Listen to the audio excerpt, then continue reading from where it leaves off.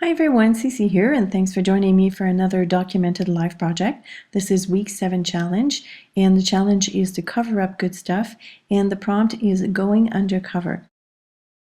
My starting point is this winter scene. It's a photo that I took myself 2 years ago, and I'm going to attempt to do an image transfer.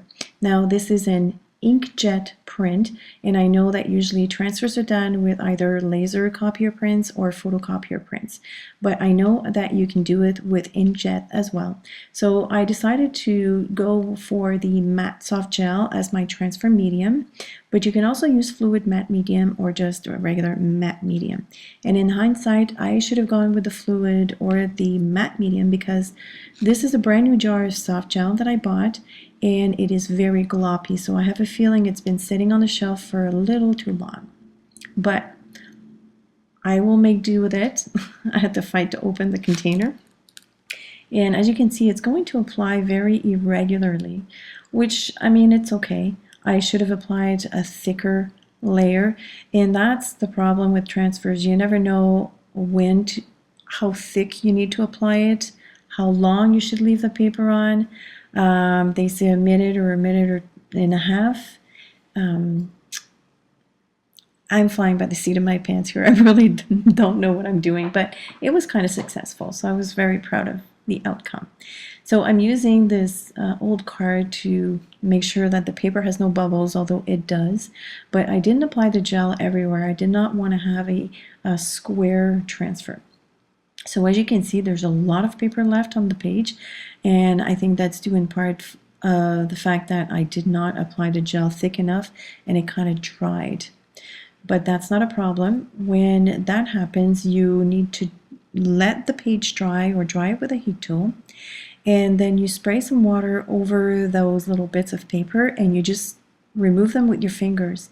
And in the end, I had a very nice transfer, which I really did not want to cover up. But this is the challenge. You have to cover up the good stuff. So I'm going to take that winter scene and I'm going to cover it up with some stenciling at first. Before that, I printed a thumbnail of that photo, and I'm just writing the information on my index page. And by the way, I would like to share the photo with all of you guys, so if you're interested, it'll be up on my blog, up for grabs. So if you want to do a photo transfer with my photo, you are more than welcome. All right, so attempt number 1. Micaceous iron oxide. Yum, love that paint. It's got some flecks in it that are very reflective, very granular.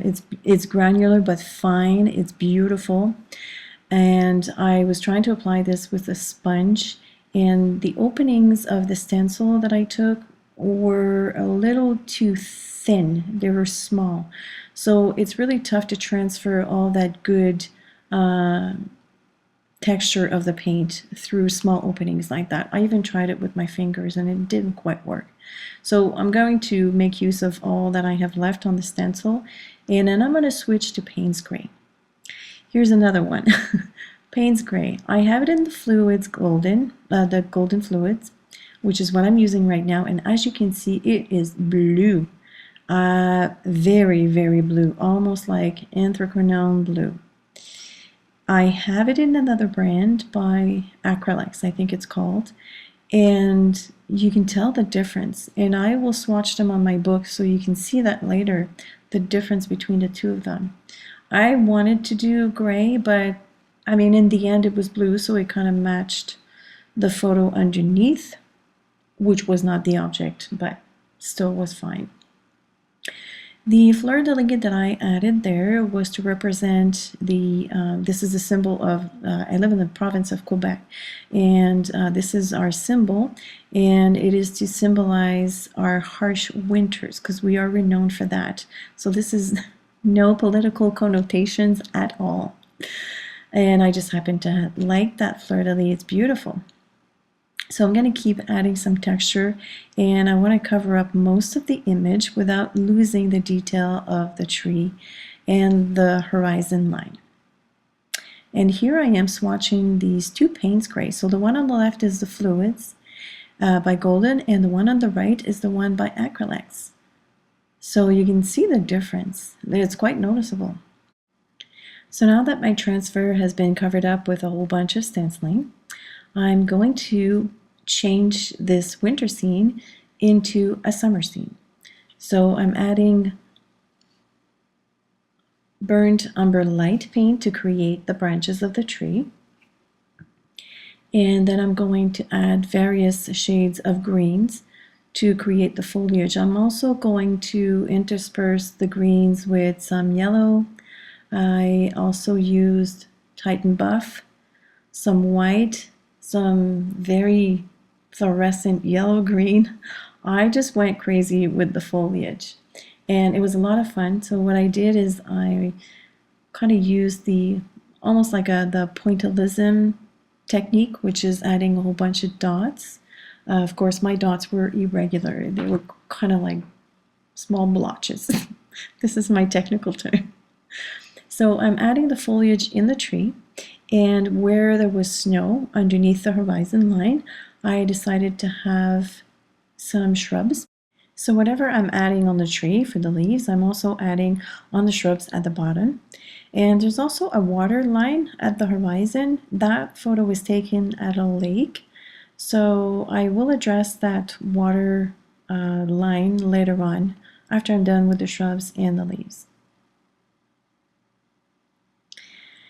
My idea now is to add a sun over the fleur-de-lis. So I'm going in with Naples yellow, but because that particular image on the stencil has very small openings as well, the sun is kind of getting lost, especially with that color over the Payne's gray. So I'm going to address that later on. I'm going to go over with a brighter yellow. And now I'm adding Titan Buff on the leaves because I wanted a good contrast.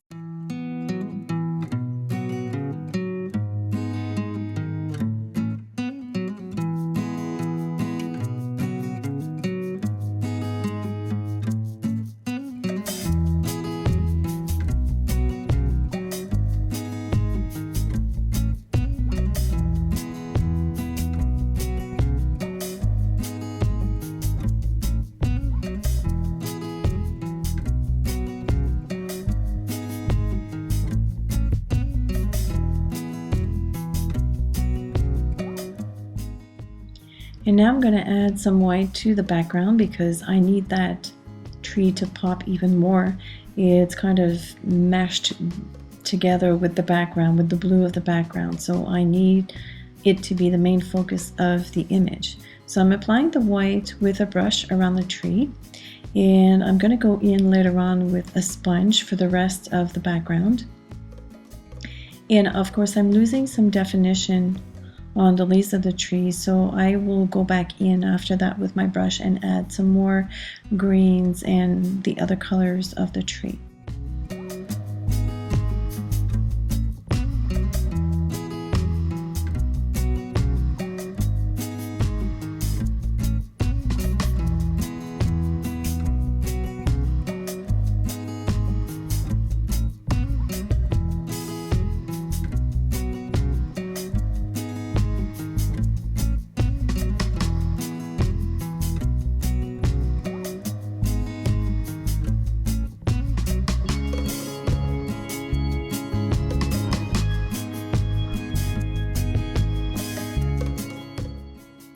For the water, I'm using teal. This is Liquitex Heavy Body, and my tube is very old, so the paint is very gloppy, but I'm going to use it to my advantage this time. It's going to create some nice texture, and I'm able to grab that paint and pull it down with my palette knife. And I went too far a little bit, so I'm going to take a baby wipe and wipe some of that paint off before it dries.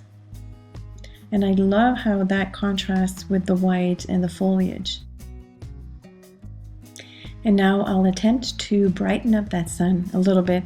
It kind of worked and didn't. I'm using Lemon Heavy Body Paint by Dina Wakley, but I think my foam applicator was too dirty and it's still too dark against that blue background. Oh well, it's going to stay like that. So now I'm going to be adding some yellow at the bottom on the shrubs and a little bit on the tree, not too much. And I'm sorry if I was out of frame for the bottom. And now this is when I go back in with the white to lighten up the background. And that's going to help a little bit for the sun. It's going to bring it to the foreground a little bit more. Not as much as I would have liked it, but it's nice. I really like how the whole thing turned out. So of course, now that I've hidden some of those leaves, I'm going to go over with my paintbrush and some more of the greens.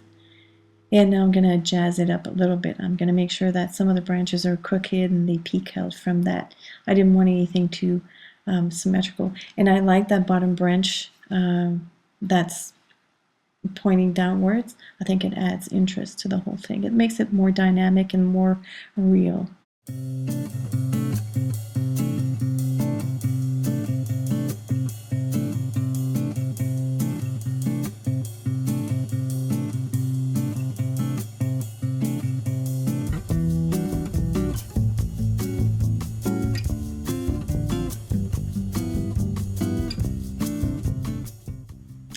Okay, so with all that green, I needed a pop of bright colors.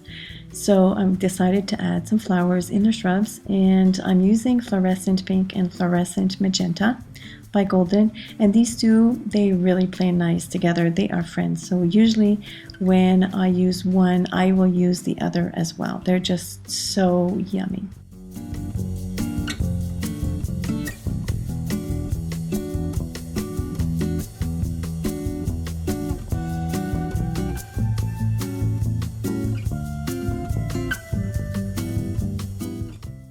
With Jet Black Archival ink, I'm going to add a quote on the horizon line, and you will see that I didn't stamp it properly. I kind of wiggled at the end there, but it's all good. I also decided to add a frame around the image with a Permaball Pilot pen, and also going around the circles that I had made with the stencil. And then to emphasize those circles, I'm going to go around them with the Stabilo Marks All pen. And that is probably the one thing that I wouldn't do if I had to do it all over again, because it kind of darkened up the page. I like it as is at the moment, but by adding that black, it kind of unbalances the page a little too much for me. But you know, it's a working journal. This is where I experiment, and I also like to share what works and what doesn't work so much, so that you can learn at the same time with me. We're all learning together here. And that is pretty much it. I added the date and I put my signature, and that is it. This page was a lot of fun to do. I love all the texture and the covering up. And I turned a winter scene into a summer scene, so what's not to like?